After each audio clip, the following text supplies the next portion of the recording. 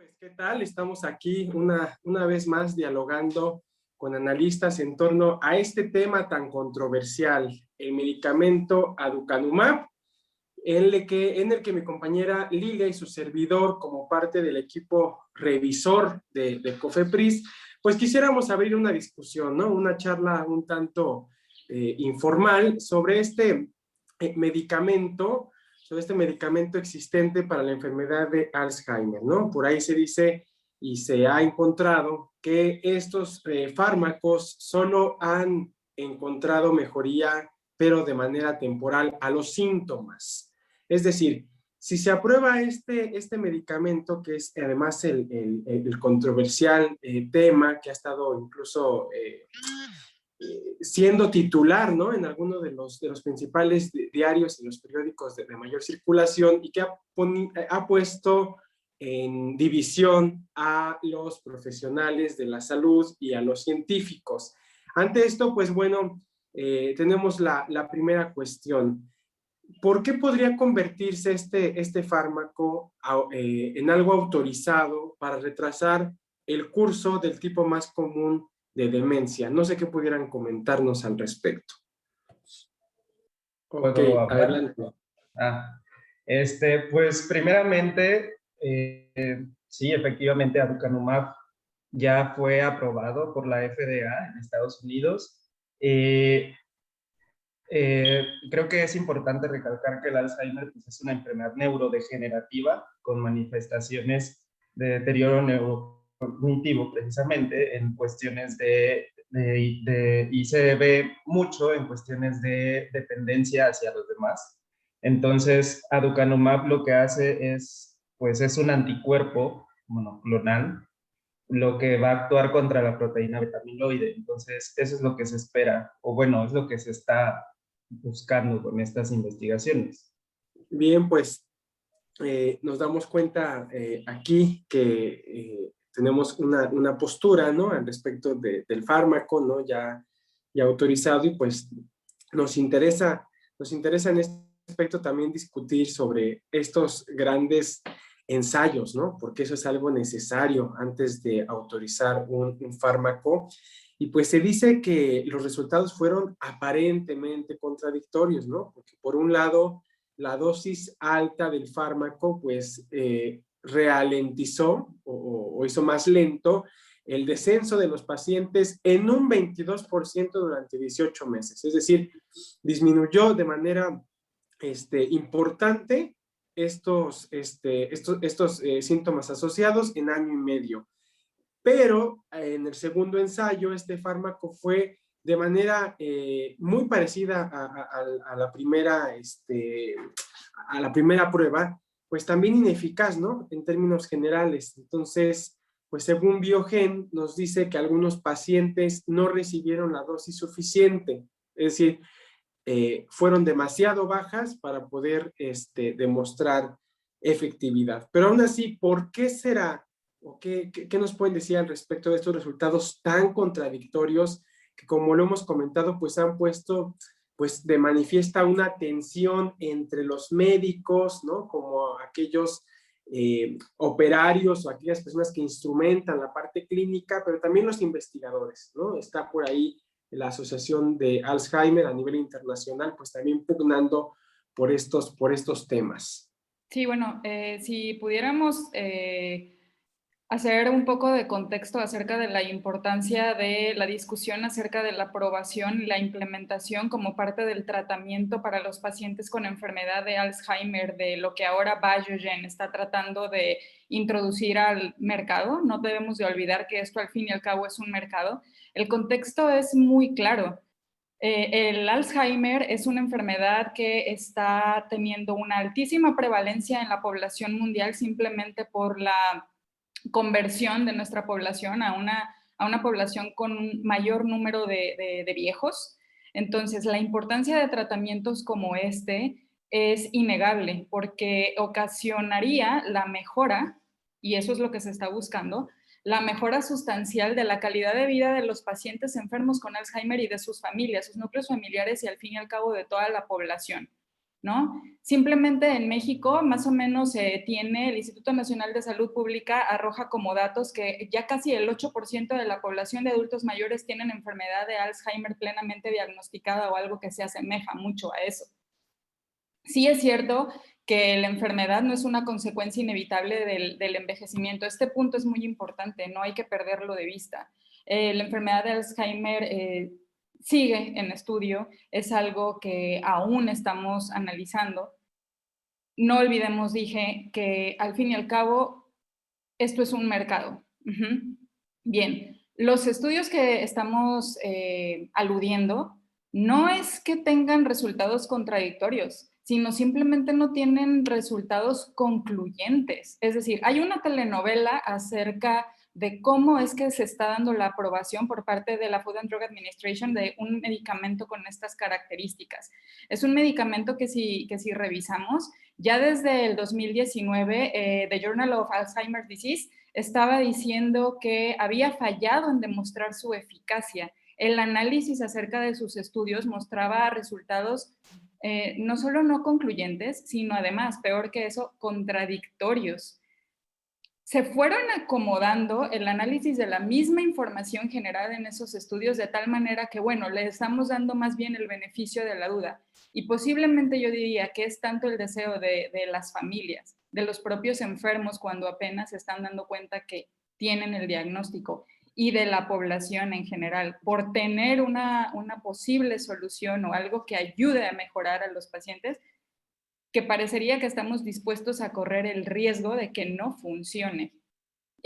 Repito, desde el 2019 se están reportando los resultados de estos estudios y son, en el mejor de los casos, no concluyentes, en el peor de los casos sí eran casi contradictorios porque estuvieron jugando mucho con las dosis respuesta de los pacientes y la manera en la que se analizaron los resultados. Señorita, agradezco sus argumentos. Sin embargo, ahora tengo esta pregunta. ¿Cuáles son los motivos reales, científicos en específico, de los grupos de defensa para que este fármaco se apruebe? Adelante. Sí, nada más contestando un poco la pregunta anterior, en cuanto a estos ensayos que se han hecho, efectivamente, en personas todavía falta hacer algunos ensayos.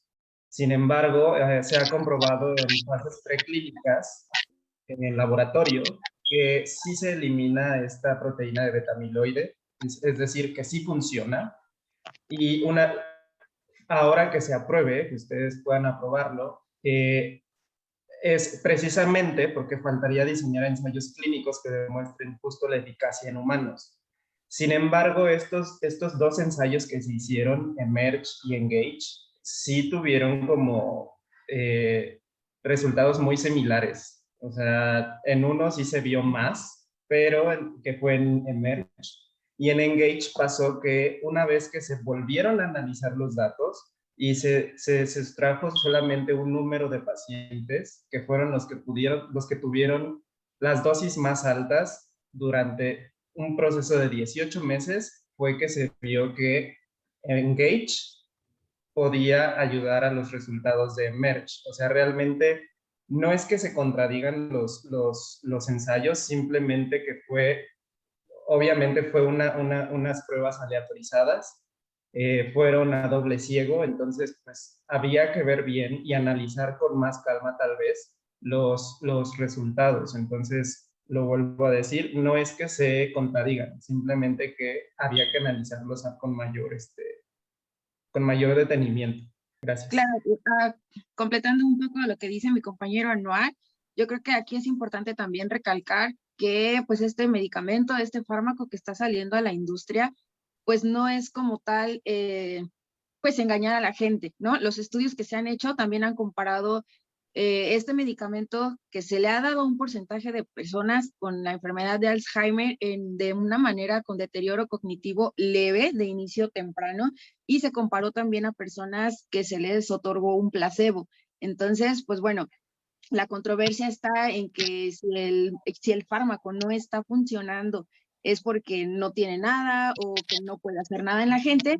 Pues bueno, ese es el tipo de controversia que nosotros venimos como tal a defenderla, porque pues bueno, el dar un placebo, que definitivamente es otorgarles a los pacientes nada y darles este medicamento que es el aducanumab, pues sí se ha visto, sí se ha demostrado, aunque es en porcentajes tal vez no sea significativo, pero sí se ha demostrado que detiene un poco el deterioro. Entonces, ¿qué es lo que queremos hacer con estos pacientes? Pues obviamente que tengan una mejor calidad de vida con este medicamento.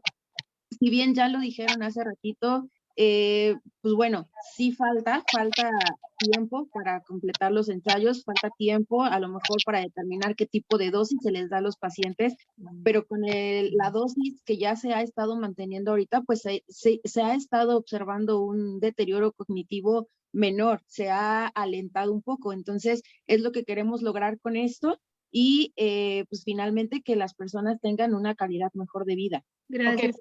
Particularmente aquí diría que si bien es cierto que los biomarcadores o que los estudios de la tomografía por emisión de positrones están diciendo que se está reduciendo la capa, digamos, o la densidad de beta-amiloide en estos pacientes, el otro tipo de valoraciones clínicas que se hacen para ver su mejora tampoco son contundentes. Y entonces yo criticaría aquí al respecto, justamente está usted diciendo, doctora, que hacen falta ensayos. Si la Food and Drug Administration está teniendo un esquema muy claro para la aprobación de los medicamentos, vigilando el cumplimiento de sus diferentes fases, ¿por qué, además de la vacuna contra coronavirus, que ahorita es como que el ensayo clínico más amplio que pueda existir, por qué estamos haciendo lo mismo con un medicamento que por sus potenciales riesgos pondría en peligro a una población que ya de por sí justo tiene signos de fragilidad? Entonces, estamos liberando al mercado un medicamento que sí, no podemos decir en este momento que es perjudicial, por supuesto, pero tampoco tenemos una garantía suficientemente poderosa para decir que no arriesga la salud de las personas que son objeto del medicamento. E independientemente de esto, en noviembre se rechazó la aprobación del fármaco, argumentando que no había ningún beneficio para los pacientes. Y bueno, entonces, ¿qué me tienen que decir al respecto? Que la FDA aprobó el medicamento con la condición que se haga un nuevo ensayo clínico. Entonces ahí nos tenemos que poner a pensar si la población a la cual este medicamento ahorita va a ser administrado se va a tomar como conejillos de indias. Entonces ahí donde está, digamos que la seriedad del medicamento, la seriedad de la FDA ante aprobar un medicamento que no tiene los suficientes ensayos clínicos. Bueno, hace mucho tiempo, más o menos como en el 1980, se había analizado que el ADN de pacientes con Alzheimer se descubrieron algunas mutaciones en un gen, que producía la proteína beta-amiloide. Entonces, esta proteína es la que es importante para el desarrollo de las células nerviosas. Las mutaciones genéticas hacen que la beta-amiloide forme grupos anormales llamados placas, que son los que se acumulan en el cerebro. Hubo pruebas preliminares, hay ensayos clínicos de este fármaco, aducanumab, que sugirieron que la eliminación de las placas amiloides parecía verse acompañada también de un deterioro cognitivo un poco más lento. Entonces, esto se ve con los pacientes Alzheimer. Entonces, bueno, retomando lo que decían de las vacunas, pues bueno, para las vacunas también tuvo que haber un proceso. Sí, pero justamente la crítica es hacia el cumplimiento del proceso, porque lo primero que se tiene que asegurar o el principio ético primordial es no hacer daño. Entonces, cierto es y válido es estar buscando una alternativa para limitar la evolución de la enfermedad hacia la dependencia de los pacientes y hacia el deterioro de la calidad de vida de sus familias.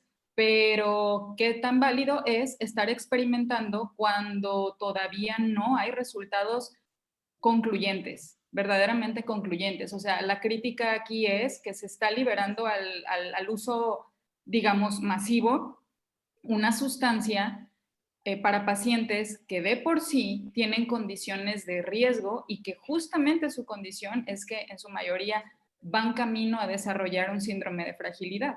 Entonces, ¿cómo estamos poniendo a prueba si el medicamento funciona o no? Y aparte de esto, también hay aquí, un estudio... aquí perdón. Si me lo permiten, aquí hay una cuestión. de dilemas, ¿no? Se están presentando dilemas bioéticos. Por ahí Mónica refería al principio de la no maleficencia, ¿no? Versus con la beneficencia que podemos lograr con estos avances.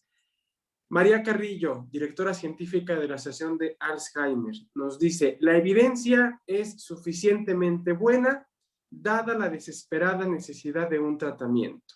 Entre comillas, la desventaja de que no funcione se ve superada en gran medida por la posibilidad de poder dar algo a las personas que mueren de Alzheimer todos los días, recordando que las cifras son altas.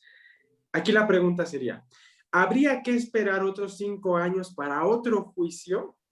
Es decir, ¿habría que esperar, apostar a una postergación de la aprobación? Y por otro lado, ¿qué tan benéfico sería implementar este fármaco que en ensayos anteriores había mostrado resultados controversiales, decía Mónica, en el 2019? Entonces, ahí tenemos ya dos posturas, ¿no? Por un lado, la Sociedad de Alzheimer nos dice: no es justo esperar, ¿no? Es mucho tiempo y cada día están muriendo una cantidad importante de personas a causa de la progresión de la enfermedad. Y bueno, por otro lado, el considerar que 25 ensayos importantes han fracasado en el combate a frenar el tema de la proteína amiloide.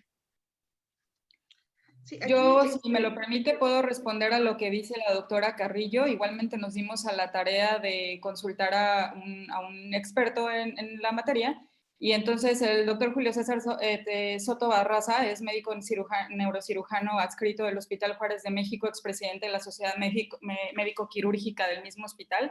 Si me permiten, lo cito. En respuesta a la opinión también experta de la doctora Carrillo, él, de las revisiones que ha tenido, diría, los artículos están revelando que no hay realmente un beneficio clínico claro ni contundente, aunque sí por imagen de los biomarcadores, y debido a esto se da la aprobación que él estima rápida, apenas el 7 de junio de este año, pero está sujeta a la realización de los estudios de la fase 4 que confirman el beneficio de acuerdo a la misma página de la FDA. No, de no hacerlo, el medicamento, efectivamente existe la opción, y es que eso es irrisorio, porque por supuesto que existe la opción de que si no funciona y si algo sale mal lo tienes que retirar. No te está otorgando, vamos a decir, ninguna ventaja, y no es algo, algo que nos esté regalando la FDA. Por supuesto que si no funciona, y por supuesto que si empieza a reportarse casos de deterioro en la salud o en la integridad de los pacientes, se tiene que retirar. Bueno, regreso a la cita del doctor.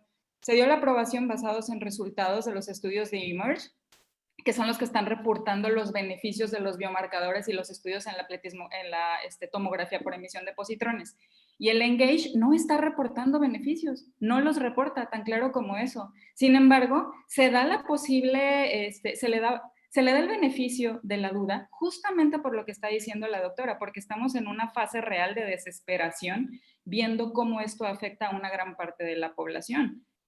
Pero, eso sí, puede ser devastador la evolución de la enfermedad, pero nadie está diciendo que no te enfrentes a un escenario sumamente desagradable, doloroso y triste de las familias que tienen un paciente con estas características. Al doctor. Gracias, estimada Mónica, te agradecemos la intervención. Vamos a tener una postura.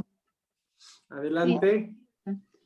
Bueno, tengo esta pregunta. Me gustaría, por favor, que Cecil me diera su punto de vista. Este fármaco candidato tiene un efecto sobre el trastorno progresivo cerebral y la capacidad cognitiva para el paciente que sufre de esta enfermedad de Alzheimer. ¿Qué opina acerca de los resultados o las reacciones que ha tenido en las pruebas?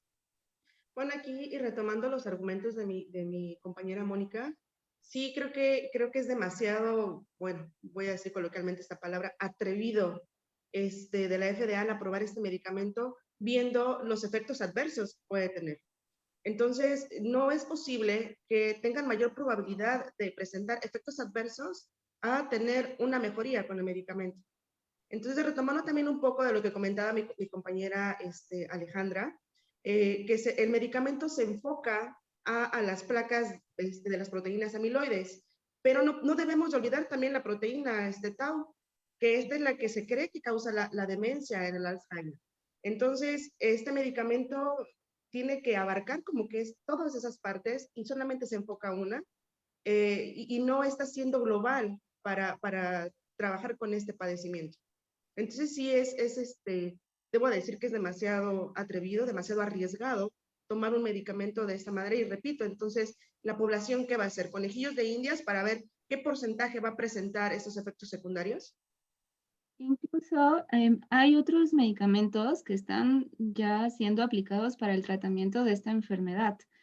Dentro de estos está Aricept, Exelon, entre otros. ¿Qué diferencia creen que haya entre estos medicamentos que ya están siendo aplicados a este medicamento que está en prueba?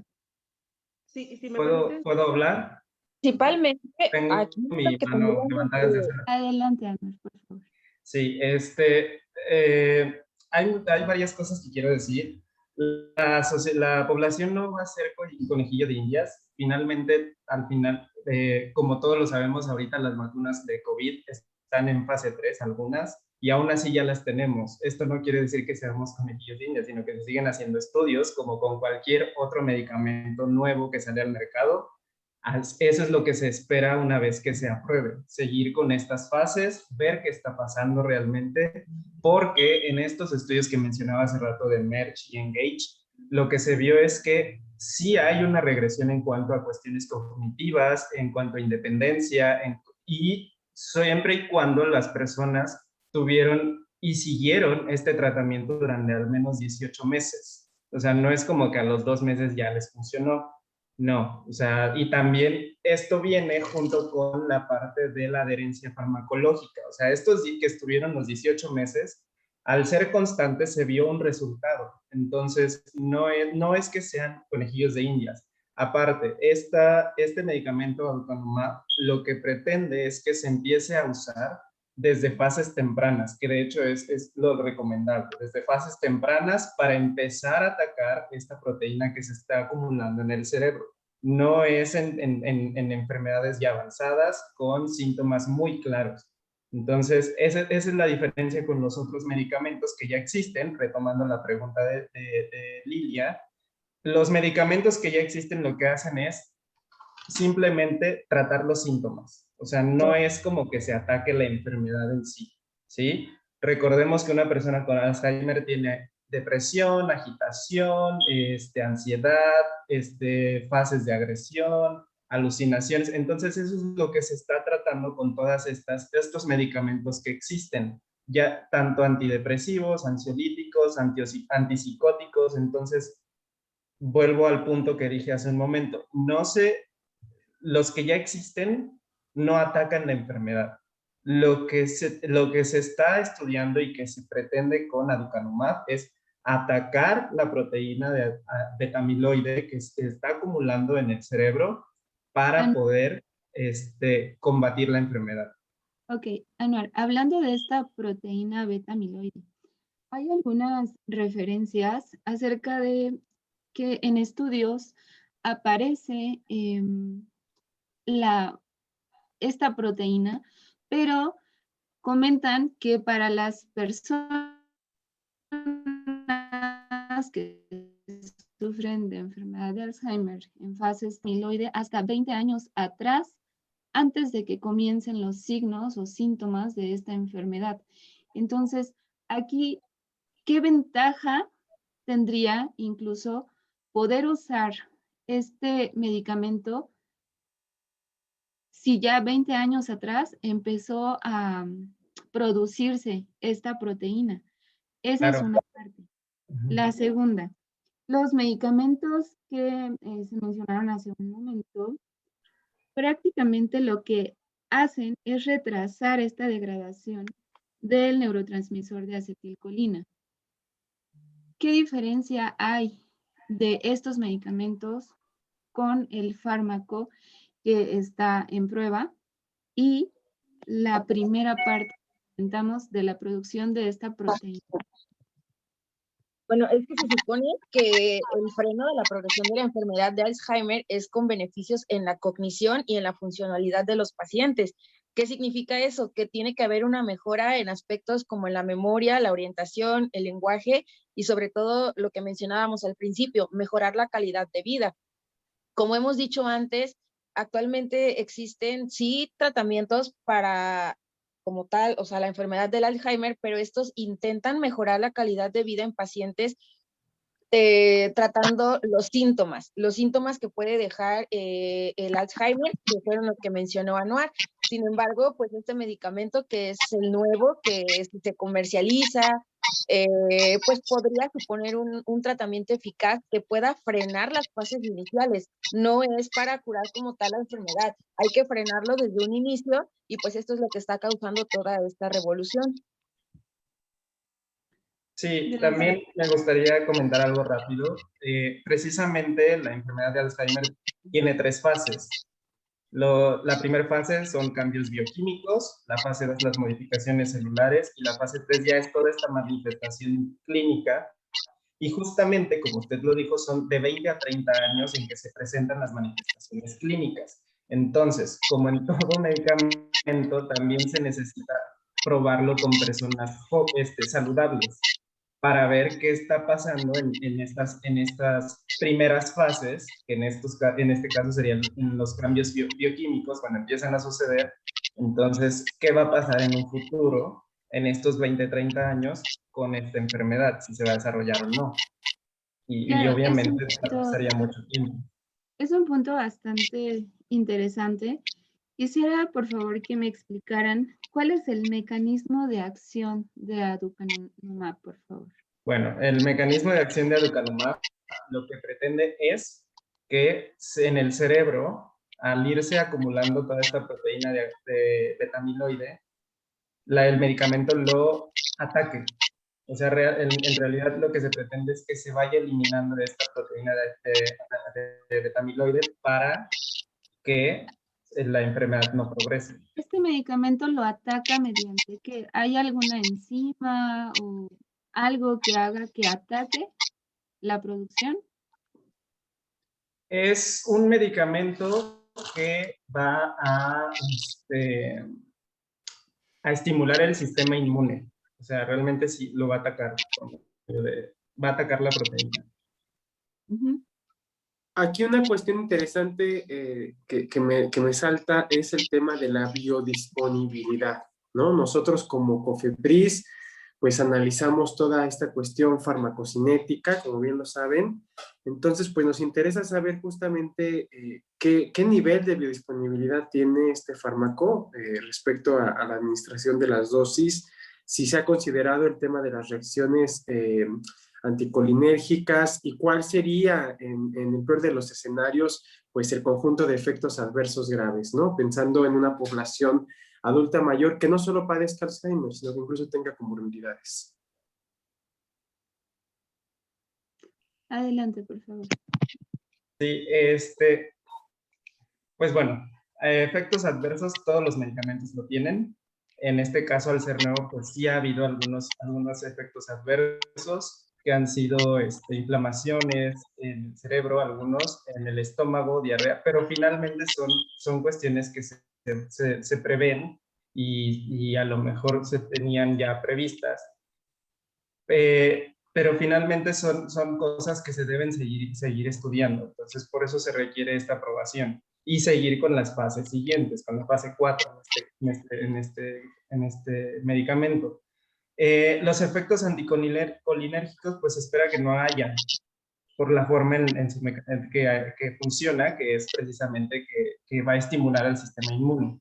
Ahora, también es importante que se apruebe aquí en México porque existen los efectos idiosincráticos. En este caso, pues, los efectos idiosincráticos son todos aquellos que están relacionados únicamente a una parte de la población. O sea, no van a ser los mismos efectos que van a pasar o que van a tener los habitantes de Estados Unidos, que es donde ya se aprobó, a los que van a tener en nuestra población mexicana, porque pues sabemos que la parte biológica pues no es igual, ¿no? Entonces, pues falta ver ese tipo de efectos. Quisiera comentar algo al respecto. Los críticos de este medicamento ya han señalado que alrededor del 35% de los pacientes que han recibido este medicamento han tenido efectos secundarios como inflamación cerebral dolorosa y en algunos casos hemorragias cerebrales. Considero que el 35% la verdad es algo muy considerable, a pesar de no ser la mitad de total de pacientes, pero sí es muy considerable. Entonces creo que el medicamento debe de ya, no sé, empezar a administrarse hasta que tenga un menor porcentaje de riesgo. Creo que Bueno, pero consideremos también a esa parte, consideremos que el ensayo ha sido en tiempo determinado en el cual no se dejó terminar por cuestiones como estas, o sea, por decir que había efectos adversos, que hacía daño a los pacientes. Este tipo de ensayo solamente recordemos que duró unos meses, se cortó por decir estos efectos adversos y no se dejó concluir. Entonces, ¿qué es lo que pretendemos nosotros? Es que este medicamento tenga una fase un poco más amplia y concretar exactamente qué dosis es la que se le va a administrar a cada persona, también dependiendo de cada patología que tenga. Entonces, hay que saber administrar primero la dosis para saber qué estamos tratando con cada paciente y que precisamente no pase esto de los efectos adversos. Todos los ensayos obviamente van a durar mucho tiempo y es lo que nosotros estamos tratando de hacer, que este ensayo pueda tener una fase amplia, no como tal para que dure 5 o 10 años hasta tener una cura a lo mejor, pero sí para detener este tipo de reacciones adversas al medicamento. Entonces sí hay que tener nosotros en cuenta que hay que tener una población un poco más estudiada, un poco de límite en tiempo más amplio para precisamente evitar este tipo de cosas. Entonces Alejandra, creo que con ese, ¿cuál es? perdón, creo que con ese argumento entonces me estás dando la razón que está en una fase experimental todavía. Es una fase experimental, pero en la cual nosotros nos estamos dando cuenta que hay un deterioro cognitivo en el cual sí se está deteniendo. O sea, no quiero decir que esto esté causando a las personas, que le esté causando daño. Es una fase experimental en donde nosotros estamos viendo que sí hay un deterioro cognitivo leve, el cual se está deteniendo.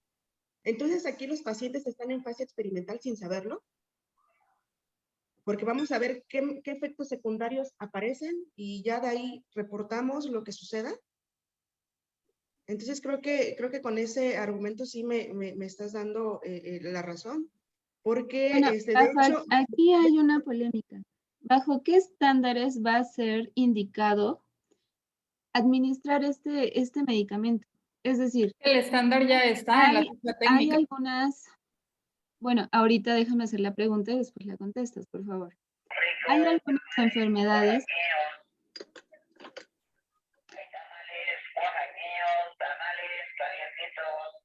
Bien, pues me interesa aquí meter un punto coyuntural, ¿no? Algo en lo que no hemos pensado, el tema de los costos. El tema de los costos me parece algo importantísimo en un sistema como el nuestro, ¿no? O sea, es probable que el medicamento sea costoso y en este sentido, pues debe ser infundido en una clínica por profesionales médicos y es muy probable también que a esto hay que añadirle el costo de escáneres cerebrales para monitorear posibles efectos secundarios, ¿no? Como ya lo decía, la inflamación en el cerebro, ahorita lo comentaba uno de ustedes. Entonces, ante esto, además de los escáneres cerebrales, considerar que habría que añadir incluso ciertas intervenciones que son importantes, como por ejemplo las funciones lumbares para el tratamiento confirmatorio de la presencia del amiloide y exploraciones, ¿no? En términos generales. Entonces, la pregunta aquí sería, ¿cómo va a enfrentar nuestro sistema de salud mexicano, por cierto, con la bandera de la austeridad, este coste financiero en estos momentos? ¿Cómo lo enfrentaría? Me gustaría decir algo de lo que se comentó hace un momento. No se les dio la razón. O sea, yo lo dije hace un momento. El medicamento sigue en una fase 3, sigue estando en prueba. Una vez que se apruebe precisamente, se va a seguir en una fase 4. Y esto no es no es el único medicamento. O sea, las vacunas ahorita de COVID, que ya muchos la tenemos, siguen en prueba. O sea, realmente no es como que una vez aprobado ya. hasta ahí quedó. Y todos los medicamentos siguen en pruebas. Muchos se han quitado incluso del mercado. Lo que se pretende con este es que ataque la enfermedad directamente al cerebro. Ahora, en cuanto a costos, sí, es un medicamento nuevo. Justo por eso es caro en Estados Unidos, $54,000 al año, que en pesos sería 1,116,425 pesos al año, precisamente. Pero, ¿cómo se va a costear? Pues normal, al ser tan caro, debe ser subsidiado por terceros a lo mejor, ya sea con contratación de un seguro médico, de seguridad social. Entonces, desde ahí se puede costear. Y pues bueno, si nosotros tenemos un paciente en Alzheimer, creo que todos veríamos la manera de tener a nuestro paciente bien. Entonces, Anual, o no sé si ustedes no lo discúlpame, harían. Yo lo haría si tuviera un paciente en este caso. disculpa, Anual. Ahorita, antes de que Cecil precisamente, quiero que comentes esta parte. Mencionabas lo de un efecto adverso como inflamación cerebral. Hay enfermedades que están asociadas o que favorecen el desarrollo de enfermedad de Alzheimer. La mayoría de los pacientes mayores, adultos mayores, padecen de múltiples enfermedades. ¿Este medicamento realmente es seguro para aplicarlo a pacientes que sean hipertensos, que tengan diabetes, que sufran de algún padecimiento cerebral? ¿Qué opinas acerca de esto, Cecil?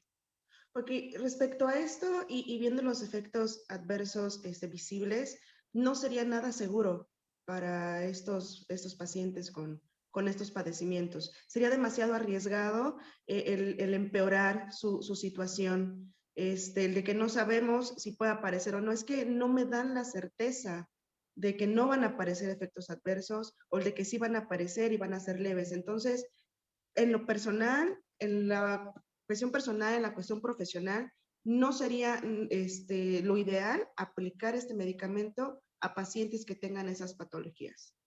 Independientemente de los efectos que le pueda traer la aplicación del medicamento, son las secuelas que puede dejar esta situación. Entonces, bueno, tomando en cuenta lo que decía mi compañero Anuar acerca de las vacunas del coronavirus, creo que en este punto no estamos para comparar las situaciones del coronavirus con el Alzheimer, porque lo del coronavirus fue una emergencia mundial. Entonces, fue algo que tuvo que sacarse de emergencia, más no que algo que estuvo en experimentación y pues a ver qué sucede. Es sabido, de hecho, tomando en cuenta la cuestión de las vacunas, que tuvo muchos efectos adversos. ¿A cuántas personas no les causó eventos vasculares cerebrales, por ejemplo? Entonces, las secuelas, si es que no murieron, ¿no? Entonces, no, queremos evitar precisamente esa situación. Por eso es importante que ahorita que de hecho la FDA ya aprobó este medicamento y que todavía en un comunicado diga que si el medicamento no funciona como se esperaba, podemos tomar las medidas para sacarlo del mercado. Creo que ahí entonces, ¿quién va a reparar la cuestión de los efectos, de las consecuencias que pueda traer este medicamento? Si es que el paciente no se le complicó y murió por tener otras patologías. Entonces, aquí, ¿quién se va a hacer responsable? Independientemente de la cuestión monetaria, ¿por qué tendrían que jugar con la cuestión sentimental de los familiares de los pacientes pensando que ya hay una cura, cuando en realidad no es una cura, es para realentar el proceso de la enfermedad? Y sin en cambio se está vendiendo este medicamento como que es la cura del Alzheimer. Pues exactamente así como lo mencionan, que es la cura, nosotros nunca lo hemos mencionado que sea cura como tal del Alzheimer. Siempre hemos mencionado que el deterioro cognitivo ha sido menor. Y en cuanto al emocional de los pacientes y los familiares, si yo tuviera un paciente en el cual, y claro que yo creo que todos lo hemos tenido, hay pacientes con Alzheimer que de un día a otro pueden tener un deterioro progresivo y es importante. Entonces, este medicamento lo que está haciendo es alentar ese deterioro. Entonces, yo creo que hablando sentimentalmente, si hubiera un paciente, si tú tuvieras un paciente familiar que tuviera Alzheimer, yo creo que sí te gustaría frenar ese compromiso y sobre todo el deterioro de tu paciente. Pero, o sea, en fases avanzadas del Alzheimer, obviamente este medicamento probablemente no lo esté atacando, se ataca desde las fases iniciales. Entonces, eso es lo que se tiene que probar primero. Es que Sí, entonces y desde el nada más microencephalograma, para completar algo rapidísimo, seguramente leímos el mismo documento y en el mismo documento se menciona que el mismo Biogen se va a hacer cargo de todas estas partes de las secuelas que puedan tener. Entonces, o sea, ahí mismo se está dando la respuesta de quién se va a hacer cargo. Bien, pues recapitulando, ¿qué les parece que vamos cerrando esta mesa, este análisis tan interesante? Octubre del 2019, ¿no? Todo esto cambia de rumbo, de repente, pues, un fármaco que parecía que estaba ahí en latencia, pues declara que uno de sus ensayos fue todo un éxito y revive el debate. Pues algunos investigadores de la enfermedad todavía se muestran escépticos, ¿no? O se mostraban escépticos y piensan por ahí que se necesita una tercera gran prueba como desempate. Entonces ahí está la situación, así como la FDA pues debe encontrar o va a encontrar alguna forma ya sea de aprobar el fármaco o bien ya fue aprobado con este requisito de que Biogen se realice otro gran estudio, pues también la COFEPRIS, ¿no? Podríamos considerar esta situación como se ha hecho con algunos otros fármacos relacionados, por ejemplo, contra el cáncer. Gracias, Francisco. Bueno, aquí creo que es muy importante tomar en cuenta que dependiendo qué decisión se vaya a tomar, ¿cuáles son estos resultados de este medicamento? Y estos resultados van a tener qué beneficios y qué afecciones a corto y largo plazo. Creo que es algo que está todavía pandeando de un hilo. No sé qué opinión puedan dar para finalizar esta parte. ¿Sí me permite? Claro. Adelante, breve, por favor, para cerrar. 3 cosas aquí. Creo que la razón por la cual estamos reunidos y por la que nos piden la opinión es porque lo que se pretende es ampliar tanto como sea posible la seguridad ante un tratamiento. Entonces, no solamente nos estamos fijando en los posibles beneficios o en lo que podría entusiasmarnos como una limitación de la enfermedad, sino que lo primordial es garantizar la seguridad.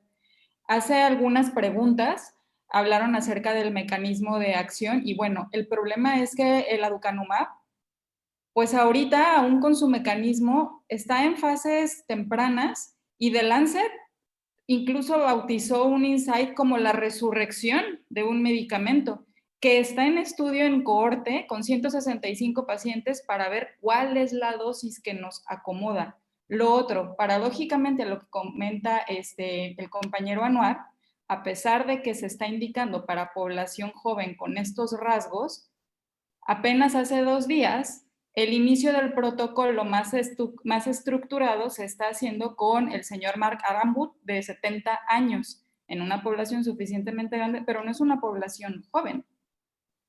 Entonces, aquí no estamos diciendo que el medicamento no sirva o sea malo o se esté haciendo deliberadamente daño a los pacientes, pero lo que no se está garantizando es su seguridad. Pues ahí está, ¿no? Aprobar o esperar, retrasar la muerte o retrasar la vida. Ahí está la situación, ahí está la tensión. Pues muchísimas gracias, nos dio mucho gusto estar con todos ustedes, los analistas, los expertos, y pues ya la COFEPRIS dará su veredicto y bueno, estaremos en contacto.